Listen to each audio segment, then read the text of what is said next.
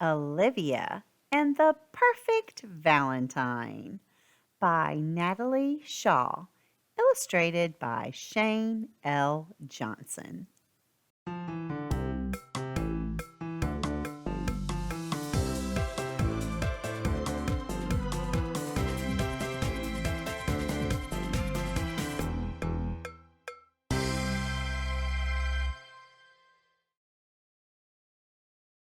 Valentine's Day was one of Olivia's favorite holidays, and it was just around the corner. "What's so great about Valentine's Day?" asked her little brother Ian. "Well, it's the one day of the year when everything is my favorite color, red," Olivia replied. "And when there are hearts and lace and pretty things everywhere you look." "Yuck," said Ian. "The only kinds of hearts I like are heart-shaped candies." This year, Olivia decided to make her own Valentine's Day cards. She had a stack of red paper, white paper doilies, and lots of crayons.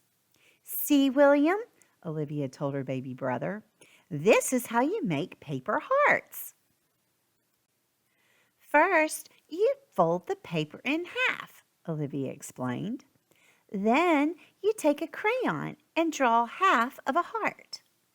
Next, you cut along the crayon line and unfold the paper. Ta-da!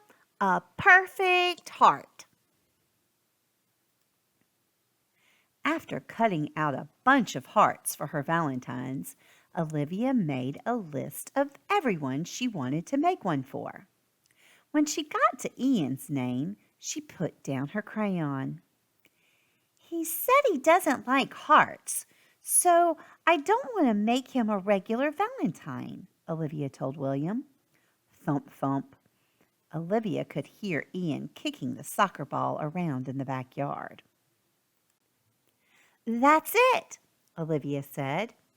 Ian loves soccer, so she could make the perfect Valentine for him by decorating a heart with soccer balls. It looked so great that she decided to make perfect Valentines for everyone. They would all be different because everyone liked different things, but they would all have one thing in common. They would be red. Olivia made Valentines for Mother, Father, Grandmother, and William too.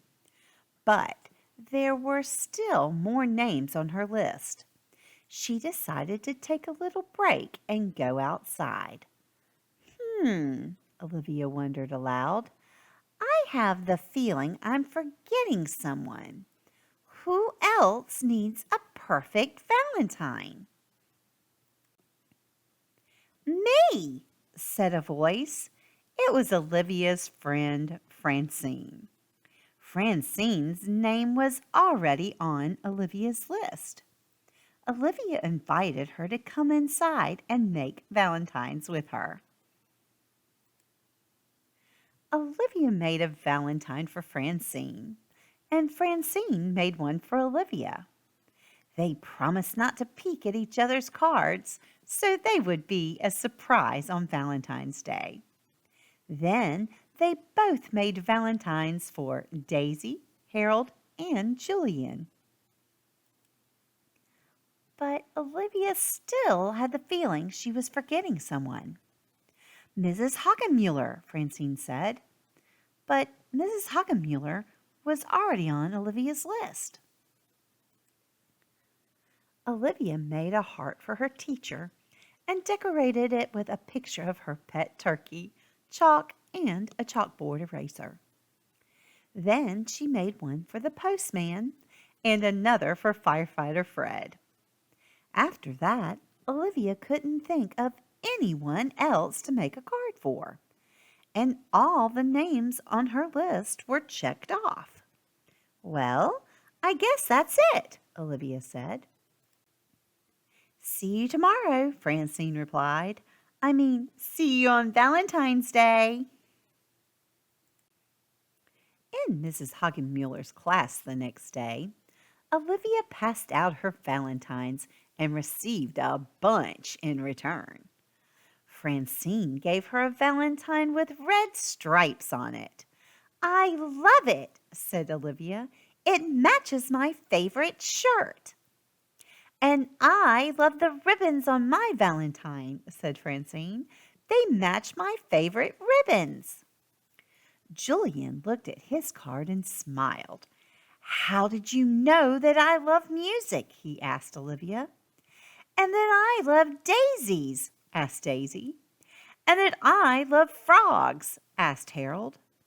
"Because you're my friends," replied Olivia. "Happy Valentine's Day, everyone." After school, Olivia walked around the neighborhood with her mom and passed out more valentines. "Thank you, Olivia," said Firefighter Fred. "It's perfect," said the postman. "How did you guess that I collect stamps?" That night at dinner, Olivia gave cards to everyone in her family, too. "Thanks, Olivia," Ian smiled. "I love soccer." But she still felt like she was forgetting someone. And then, just before bedtime, it hit her. She forgot all about Perry and Edwin. "They're part of the family too," Olivia exclaimed. "How could I forget to make them perfect valentines?" "Don't worry, Olivia," Dad said. "They know you love them. Now, off to bed." "But I know what I can make them," Olivia exclaimed. "I can put dog bones on Perry's card and cat treats on Edwin's card." "I have an idea," Olivia, Mom replied. "Why don't you tell them how much you love them and maybe give them some treats too?" Olivia thought about it and decided her mom was right. There probably was nothing better for her pets. "Here are extra treats for being perfect pets," Olivia told them. "I love you so much." Then it really was bedtime, and Mom had a special treat for Olivia. "Edwin and Perry can sleep in your room tonight," Mom said. "Now it really is a perfect Valentine's Day," Olivia replied with a happy yawn. "Sweet dreams, Olivia, Perry, and Edwin," whispered Mom. Olivia cuddled up with her cat and dog and fell into a very sweet sleep. The end. I hope you've enjoyed this story, Olivia and the Perfect Valentine. Tell Grandma in the comments below, do you give your pets Valentine's presents? Grandma does. Grandma has chinchillas and dogs, and they always get a Valentine's present. They like to eat theirs. So there's a hint. Now make sure you click that thumbs up button and let Grandma know how much you enjoyed this story. But most importantly, have a happy Valentine's Day and make sure you come back for more stories. Bye, Grandma.